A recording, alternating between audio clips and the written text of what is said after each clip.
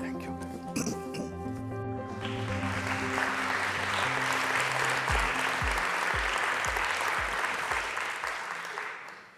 Dear Prime Minister of Iceland, Deputy Prime Minister of Luxembourg, my good friend, Minister of Health, Willem, colleagues and friends, Góðan daginn. Good morning. Actually, this was my contribution to the laughter. Dear colleagues, when I gave my State of the Art of Health in Europe at our regional committee, I was talking that we are living in an age of perma-crisis, a kind of continued emergencies and crisis. When I became regional director 3 years ago, there was no any crisis of global impact in my region. If I look back 3 years later, actually, there are 4. One was the COVID-19, where our region was the epicenter globally. Second was the Mpox, previously called monkeypox. The third one is vaccine-induced outbreaks of poliomyelitis. And the fourth is a devastating war in Ukraine. Of the more than 2.2 million pandemic-related deaths in the European region, some 600,000 were linked to low investment in health systems and low human development. Many of the flaws we saw due to the pandemic actually were not new, but were exacerbated due to low investment. The cost of living crisis is likely to lead to 10 million more people in poverty and 4,500 more infant deaths in Central Europe and Eastern Europe. As the Prime Minister was mentioning, as we are at the halfway point between 2015 and 2030, we must really go a gear higher to get back on track in reaching the Sustainable Development Goals. And we must remember that when people prosper, then society and economies prosper. But that equation cannot be turned on its head. A prospering economy does not necessarily lead to the well-being and prosperity of all people. 25 countries around the world spend over 20% of their revenue on debt. When countries spend on debt, they are unable to spend as much as they should on people and health. Many large regional and global corporations have revenues similar to the GDP of many nations.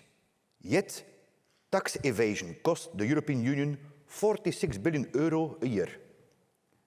Our people are demanding better. 84% of Europeans believe that reducing inequities should be at the top of governments' agendas. 84%. And it makes a lot of sense to do so.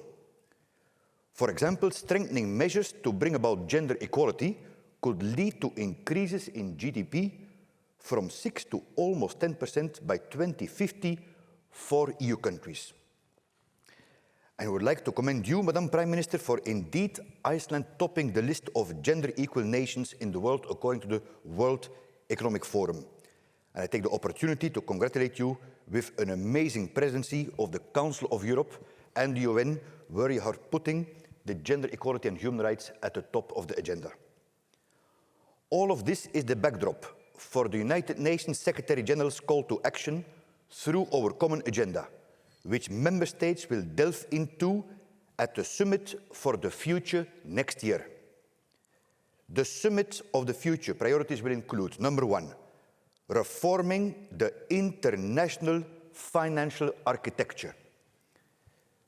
As you say in Iceland, let's fix it. It's time. 2, going beyond GDP to measure and invest in resilient societies. Trust and cohesion, achievable for all.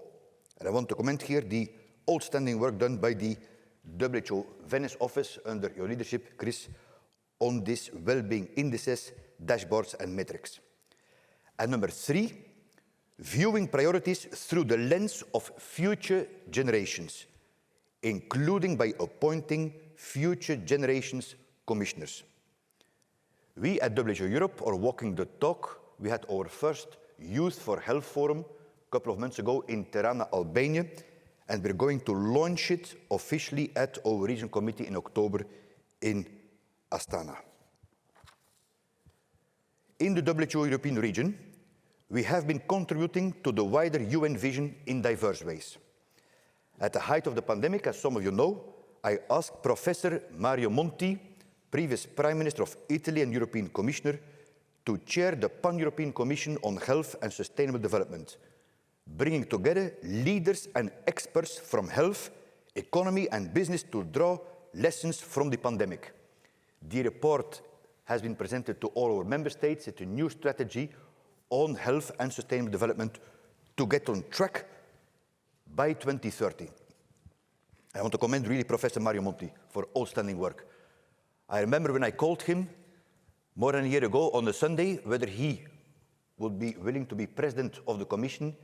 He was telling Dr. Kluge, I'm sure you dialed the wrong number because I have no clue about health. I say, Mr. President, that's exactly why I want you to chair our Commission. Because in WHO, we like to talk to the health people who usually tell, because they're polite, that we're doing a good job. But we fail to talk to the finance sector. So Mario helped us a lot with that language. Actually, Mario was telling Hans, you're using far too complicated language. We in the finance sector are very simple people. We have about a vocabulary of 25 terms, and ultimately, they all boil down to one word, no. So now, thanks to Mario, we speak more the language of finance as well.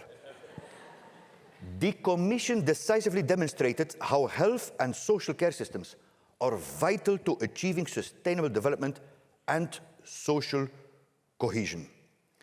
The Commission also highlighted in the urgency in closing gaps in job security, wealth and social inclusion, key to healing the social fractures that have damaged trust and cohesion in society. Next month, WHO Europe will take this forward through a new report, transforming the health and social equity landscape, promoting socially just and inclusive growth to improve resilience, solidarity, and peace. Peace is the medicine we need most nowadays. The Monti Commission reports clearly fit into WHO Europe's first ever high-level forum on health in the well-being economy early this year, launched in such an inspiring way by you, Prime Minister. We are very, very grateful that you came to the forum to Copenhagen, sharing Iceland's leadership in the approach that actually brought all of us, including myself, here today. And thank you to you, Deputy Prime Minister Leonard, for putting this high on the agenda of the recent meeting we had of small countries in the region and beyond. At that forum, over 2 days, over 200 participants, including ministers, experts, international organizations, discussed actions and solutions to shift investment, spending and resources into well-being economies with health at their core. And we're now working with all of you to take the forum's key action points forward. Let me mention 3. 1 is on economic development models which focus on people, not just profit.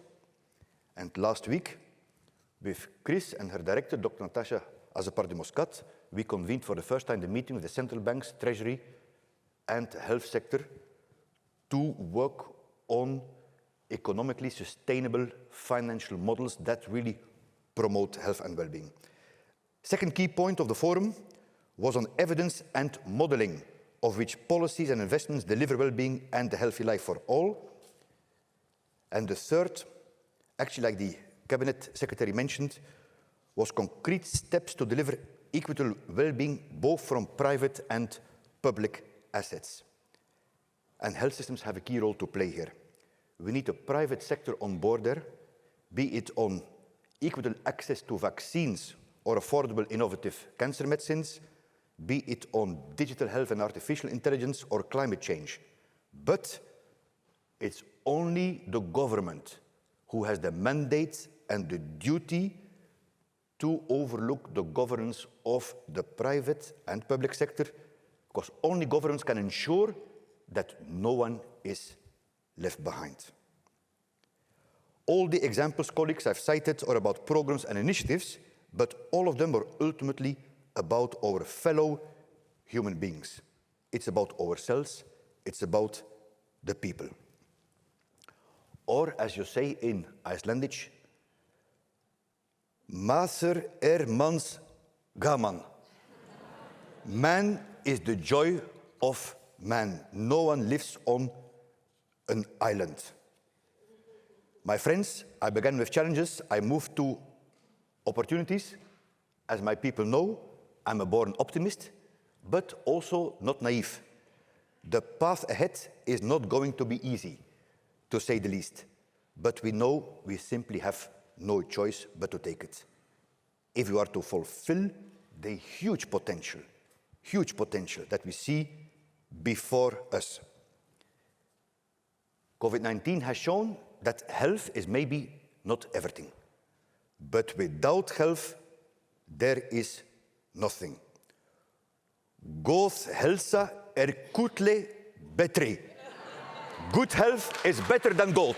Thank you.